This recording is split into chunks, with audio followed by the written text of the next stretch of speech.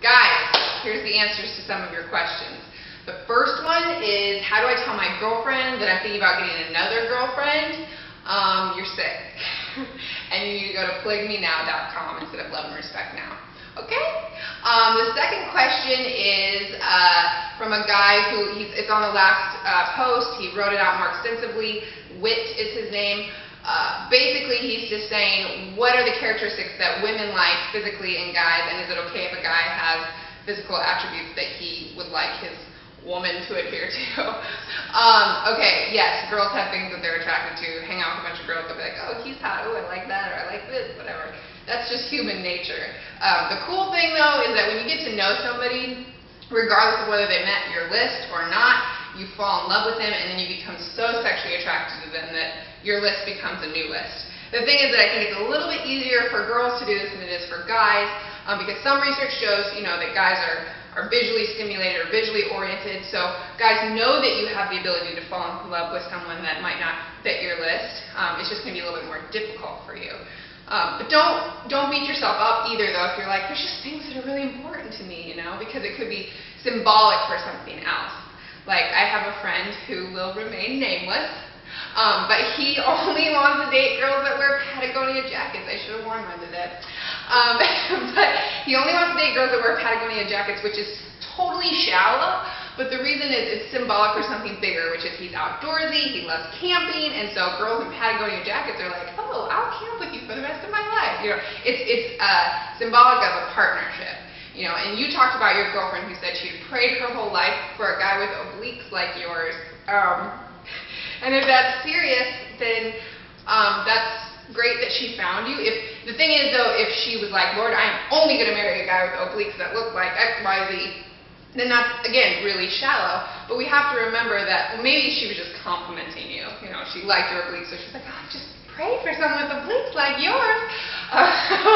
But the thing is, beauty is fleeting, so those things are going to go away. So have a healthy balance of going, I know I'm attracted to this, but I know I will become attracted on so many different levels beyond physical if I'm open to it. So, great question. Okay, the next question is from a guy named Brett. Again, he wrote a more extensive thing on last week's post, so I'm going to just kind of try and get to the point, which was, what is a healthy balance in a relationship with two people who communicate differently? And he basically said, culturally, guys are told that women are just far better communicators. So as guys, how much should we try to step to the side of how women communicate? And is there any value in the way that men communicate? So first, I'd have to say, let's look at what culture tells us is good communication. And I would say, kind of as a whole, we think verbally is the best type of communication. That's what I would hear from culture. And so it's a little bit of a disadvantage because we know from some studies that from infancy, and toddlers, whatever, females talk before men, for the most part, and are more verbal than boys at a young age. And then as adults, women are still generally talking more words per day than men are. So then by default, when you're just speaking more words, people are going to say, well, women are the better communicators. But I disagree with that. And that's one of the things that I've learned from my father, where he says, people are going to communicate differently, and it doesn't mean that it's wrong, it's just different. And so in relationship, when you're in a relationship with a girl, you're going to want to try and figure out how is it that she communicates, what energizes her, and it's probably going to be different than how you communicate. And so loving her enough to take that time and go, what energizes you? How do you like to communicate, and understanding that? And so if she's a good, honorable woman, you should then be able to tell her, probably going to be a little verbal, but tell her, hey, this is how I communicate, and sometimes I don't always talk this much, but it doesn't mean I'm mad, or this means this to me. And once you can get that out there, if they're two good people, they're going to want to understand each other. And you ask, you're like, what's the healthy balance of that?